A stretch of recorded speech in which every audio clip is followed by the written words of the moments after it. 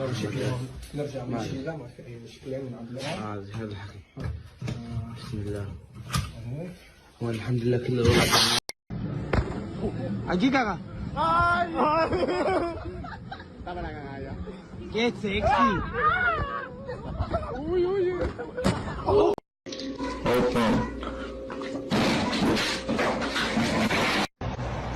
Inge, ¿cómo vamos con la construcción del edificio? Pues ahí vamos conforme a los